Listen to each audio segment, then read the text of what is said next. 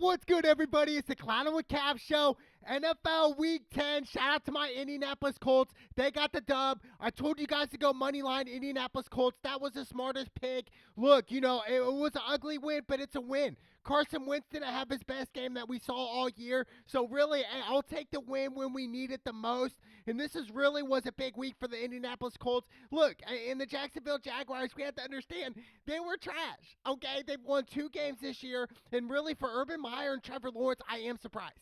I am really surprised. I thought they would really do a lot better than what they've done this year. It's really been disappointing, and I even said that if Urban Meyer doesn't win more than 4 games this year, I do see the Jacksonville Jaguars letting Urban Meyer go. I mean, a lot of offseason stuff, a lot of distractions with Coach Meyer, and it's just like, dude, this is the NFL. This isn't college anymore where you can go to the parties and stuff like that. This is the real deal. NFL, they don't joke around.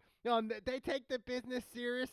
NFL right now stands for no fun league, dude. It's like if you hit a quarterback in a certain way, hey, that's a 15-yard penalty, and we're gonna fine you thousands of dollars. And it's just like, dude, like, when's the NFL become so soft, dude? Like, straight up, like, since when, dude? It's like no fun league anymore. It's like, oh, if the player has his jersey untucked, oh, we're gonna fine him another 10 grand. Like, what? Different color cleats, another 10 grand. It's just like all the tax money that they're trying to get back to the NFL. It's like the NFL's a billion-dollar business. They make billions a year, and it's like the players are risking their lives, risking their brain cells out there. But that's my opinion on it. But back to the Colts, man. Hey, big win. I knew they weren't going to cover the 10, so that's why I went money line. Carson Wentz, 180 yards. Like I said, Jonathan Taylor, future superstar. The Colts need to sign him to a long-term deal. 116 yards rushing and 1 touchdown. Trevor Lawrence, quiet game. 162 yards. Like I said, Trevor Lawrence, really slow start in the NFL. Really what I expected, though. Coming from Clemson and really, just Trevor Lawrence's whole vibe into the season, into the rookie year, number 1 overall pick. I just didn't see the hunger like that, right? When I say that, I mean, like, hunger, like, hey, I'm going to work every day. Not to say that Trevor Lawrence isn't. I'm saying, like, working in, like, just like that mentality. I just don't think Trevor Lawrence had that mentality going into this, and that's why they've only won 2 games. But big win by my Indianapolis Colts. Then we got the most surprising game all weekend was the Tampa Bay Buccaneers losing to the Washington team. I am shocked. I am really shocked. Yes, Gronkowski and Antonio Brown were out. But at the same time, I thought, well, you know what? They got the GOAT, Tom Brady. They have no worries, right? But they did. Tom Brady, first half was really piss poor. 2 interceptions, 2 picks, and really for Tom Brady, it's like, dude, that's not like Tom Brady, And yes, he came back in the second half with 2 touchdowns, but that wasn't enough. Mike Evans, yes, he balled out 62 yards and a touchdown, but overall the Bucs really came up short, and really the Bucs right now, we're starting to see the hangover right now. We're starting to see their star players miss games like Gronk and Antonio Brown. Obviously, if they had those 2, I do think they would have won this game easily, because to help Tom Brady out. Now they're bringing people off the practice squad up into the starting positions now for the Bucs, dude. It's like next man up. But for the Washington team, sad news for Chase Young. He's out for the year. Really bad. I don't wish injury on anybody, especially a guy like Chase Young. He's a beast. Heck of a defensive end, and really could have, I think, ultimately, moving forward, for the Washington team, it's like, what's next? I hope and pray for Chase Young and his recovery from his knee, but that's not good for the Washington team. Obviously, yes, they got the dub. Taylor Heineke, he had 256 yards passing and a touchdown. Terry McLaurin, he had 59 yards receiving. It was all the Washington team. They controlled the tempo, really controlled the momentum of this whole game. And I thought Tampa was going to come back in the second half, but they came up short. And look, Tom Brady, everything's pointing at him, right? Obviously, when they win, he's praised as the GOAT. But when they lose, when Tom Brady loses, nobody says nothing to Tom. You know what I'm saying? I think, leaders in that locker room need to step up and really get Tom Brady's back and say, you know what, hey, it's a regular season game. Yes, we played short. We fell short, but we're going to bounce back from this. We're going to be in the playoffs. That's all that matters. So for Tampa Bay, nothing to really worry about right now, but it is surprising to me. But a big win by the Washington team. Then we got Atlanta versus the Cowboys. Cowboys came in 8-point favorites. I took that spread. Obviously, the week before, they lost to the Denver Broncos, and really, they were, I think, like, more than that. The spread was deeper than that, but, for Dak, good bounce-back game, 296 yards passing and 2 touchdowns. Zeke added 2 touchdowns. It was all Cowboys here. In Atlanta, they just didn't come to play. Matt Ryan, 2 interceptions. Like I said, I think Matt Ryan's time is near an end in Atlanta. I even said that back in like 2018, 2019. I just thought, ever since that meltdown in 2016 Super Bowl against the Patriots, it was one of them things where it's like, the head scratchers like, yep, they're not going to recover from that. They're just not. They're just never going to recover from that. I'm sorry about it, but I'm sorry, Atlanta Falcons fans, you're not. You're not going to recover. But, for the Cowboys, yes, this is a big win for you guys. It really is because, obviously the meltdown game against Denver, obviously if they had back-to-back meltdown games, then we would have said, you know what, Dallas is a bunch of prima donnas, but they're not. Dallas is still legit. Yes, they have a couple cough-up games. Everybody does in the NFL. Any given Sunday, anything's possible, but, big win by the Cowboys. Then we got the Saints versus the Titans. I told you guys to go Titans in this matchup. They were 3-point favorites. They didn't cover this, but they got the job done. They won 21-23. Tannehill had 213 yards passing and a touchdown. Marcus Johnson, he had 5 receptions on 100 yards receiving, which really was the difference maker in this matchup. Yes, I feel bad for the Saints. I really do. Kamara was out of this game. This is why I went Tennessee. When Kamara, your star running back, is out, plus, obviously dealing with Jameis Winston's season-ending injury, it just was not looking good for the Saints. This should have been my lock pick of the week, this game. Strictly because of all the Saints, all their injuries, and obviously we got Adrian Peterson filling in for Derrick Henry's injury. So, hey, what other running back to do that? Man, he's still in the NFL. It's amazing. Hall of Fame career for AP. I'm telling you what, man, Adrian Peterson is something else. He's a freak of nature. Coming from Oklahoma, amazing career. But you know what? Shout out to the Tennessee Titans. They got the job done. Shout out to Ryan Tannehill. Then we got the Browns versus the New England Patriots. This was another lock pick of the week, was the Patriots in this matchup. They were only 2.5-point favorites, and I thought coming in, I was like, really? How was that possible? We had the Cleveland Browns who just released their best receiver to the Rams, Odell Beckham, and yet they're only dogs by 2.5. It just didn't make sense to me. And we saw Baker leave early, getting banged up. Look, for Cleveland Browns, I'm sorry to admit, reality setting in for you guys. It's over. You guys are not going to make the playoffs this year. I'm sorry. For all the Baker Mayfield fans, yes, he's a hard worker. He's a decent quarterback, but you guys aren't going to make the playoffs this year, Cleveland Brown fans. I'm sorry about it. Sorry to burst your bubble, but, shout out to the Patriots. Mac Jones, 3 touchdowns, and that was the difference maker. Mac Jones might live up to the hype. I mean, yes, he had a good game. I mean, you played the Cleveland Browns after all, dude. Come on, dude. Like, we can't just jump the gun yet, but, the Patriots, this was definitely should have been a lock game. I think I called a lock game for this. So, shout out to the Patriots over the trash Cleveland Browns. Then we got the Buffalo Bills versus the New York Jets. I picked the Bills in this matchup at 12.5, and they covered. And it was all Josh Allen, a bounce-back game. 366 yards passing with 2 touchdowns, only 1 pick. Stephon Diggs balled out, 162 yards receiving and a touchdown. 45-17, got the job done. Look, Mike White, he had a rough game, dude. 4 interceptions. Hey, that's the Jets season, though. It's really full of ups and downs, but mainly downs, dude. It's part of it, dude. That's the reality for the New York Jets right now. I think, yes, they need Zach Wilson to come back, who they drafted in the first round, but, I don't know the destiny and the fate for the New York Jets right now. I don't know when they're going to be good. I don't know when they're going to make the playoffs again. Like, is it going to be a decade from now? Like, when? It's so sad to see. It really is. I feel sorry for the Jets, but the Bills, big win. Shout out to Josh Allen. And then we got the Lions versus the Pittsburgh Steelers. It ends in a tie. To me, obviously it ends in a tie because of Ben Roethlisberger was out of COVID. Look, and there were some bad calls in this game. There was a call against Pittsburgh where I believe they had a safety and they didn't call it a safety. The Pittsburgh Steelers got screwed a little bit. They did, but that's part of the game. It's a tie. Obviously the Lions, they didn't win or lose this game, but they're still winless, dude. They haven't even won a game this year. Jared Goff, like, how's he even a starting QB anymore now? Went from the Rams to the Super Bowl, playing like crap in the Super Bowl to the Lions now. to playing like crap on the Lions. Like, what else is Jared Goff going to go to? You know, how low is his career going to go to? I don't know. But for the Pittsburgh Steelers, I do think they will get Big Ben next week.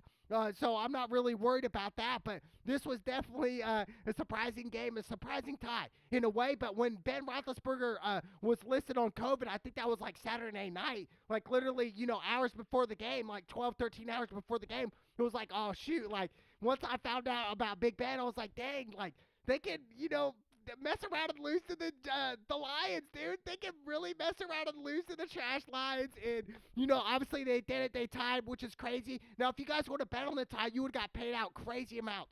Because, you know, we see in the NFL, the ties really don't happen that often.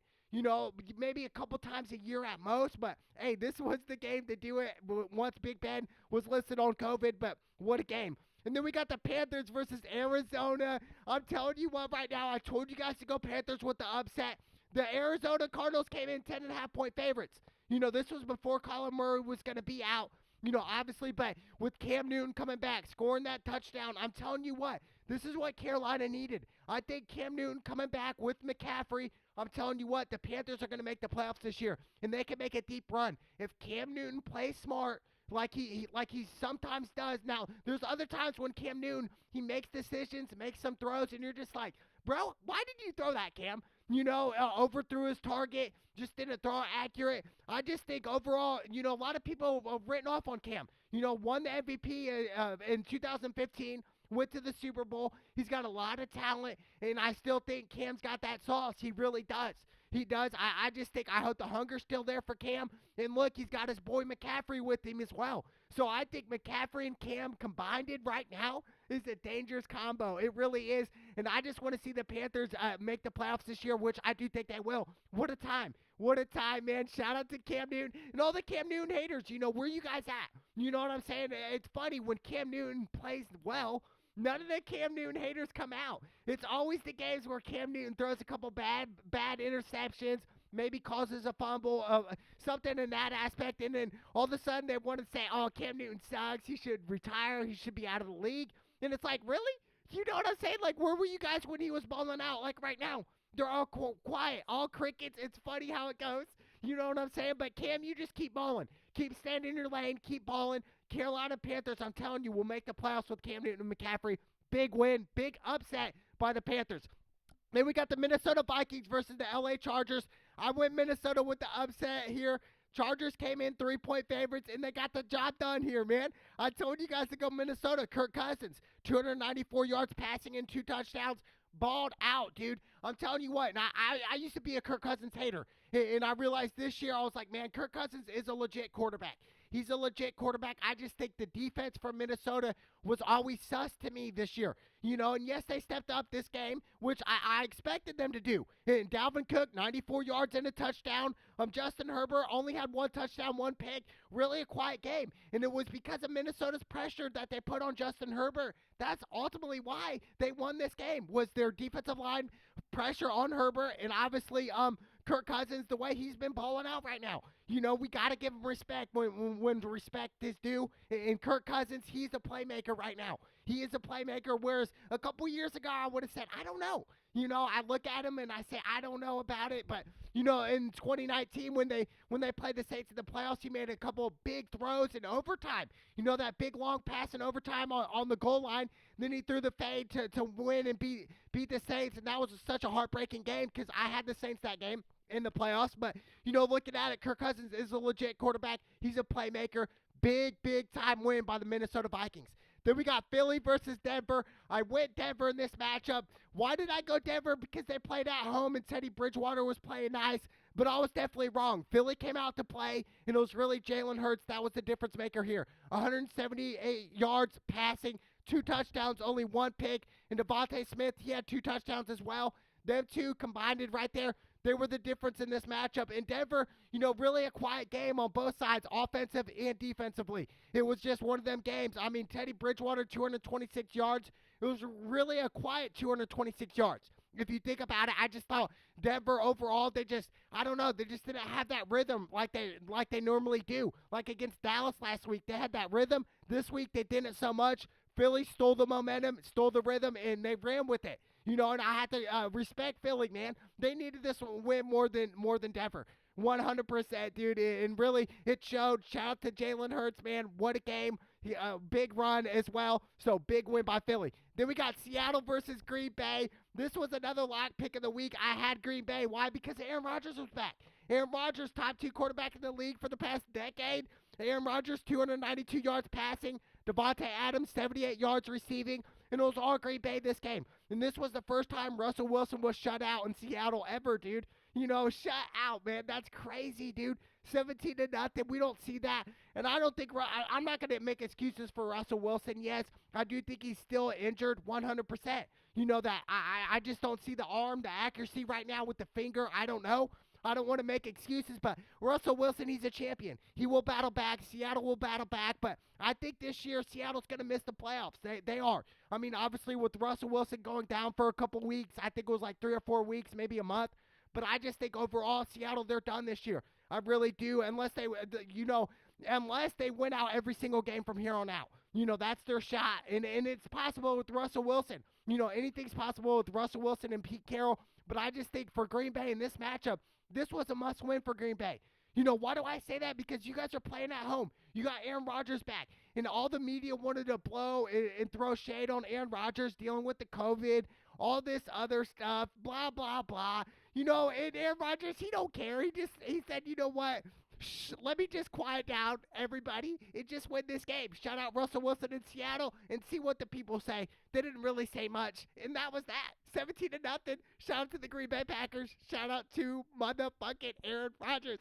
Then we got Kansas City versus Las Vegas Raiders. Look, I went the Raiders in this matchup. This was probably my dumbest pick all weekend. No doubt about it. No doubt. I don't know why. I mean, I obviously went the Raiders because I thought Derek Carr was going to have a career game. Obviously, that didn't happen. It was vice versa. It was all Patrick Mahomes and the Kansas City Chiefs. Mahomes, 5 touchdowns, balled out. You know what I'm saying? Balled out. Travis Kelce, 119 yards receiving. And I even said, I told myself, I was like, you know what? Mahomes is going to have a breakout game because, he's been in a slump for the past couple weeks. This was his breakout game here. The 100%, and this is Kansas City. They needed this win. Derek Carr didn't have the best game. He had 2 touchdowns, 1 interception. Byron Edwards, he had 88 yards receiving and a touchdown for the Raiders, but it was all Kansas City. Like I said, all Patrick Mahomes, 5 touchdowns. If you guys got Patrick Mahomes on your fantasy team, hey, you're winning every single week, except that, the past couple weeks or whatnot. But I just think overall, man, I'm telling you what, dude, Kansas City's still a dangerous team. I just think their defense right now is definitely suspect. They definitely have to continue to get better in that position, or else they're not gonna make it back to the Super Bowl if they don't. So they're gonna have to fix some things. But I'm not worried about Patrick Mahomes and that offense. But a big win by Kansas City. Then we had the Monday Night Football game, the Rams versus the 49ers. I went heavy on the Rams, and which was really dumb. Obviously, the San Francisco 49ers upset the Rams 31-10. This was surprising to me. Jimmy G had 2 touchdowns, which is crazy. And Matt Stafford, he had 1 touchdown and 2 picks. He a pick 6, and really, ever since then, the Rams didn't look nice. And I think when Stafford plays bad, really the whole Rams team play bad. Now, if Stafford plays great, the whole Rams team plays great. I just feel like they go off of Matt Stafford a lot. I was definitely thrown off guard here. I just cannot believe San Francisco really won this game. I think majority of people thought like how I was thinking was going to go Rams. They got a lot of in-season trades like Von Miller, like Odell Beckham. I just thought, this was the Rams game to take right here. And it clearly wasn't, and it was all San Francisco 49ers. All the momentum, they wanted it more. I think they played with a little bit more passion as well than the Rams. I do. I just think the Rams really came out sluggish and just didn't look right. And Matt Stafford just played really a bad game. And really, if Matt Stafford doesn't play well, the Rams aren't going to go far. I do think it was just a bad game. It is what it is. But the Rams are 7-2, nothing to freak out about. I just think for San Francisco, they definitely have more pressure on them because they didn't want to have 6 losses. Okay, so I think this was a huge win by San Francisco. What a weekend, though. What a weekend for the NFL football.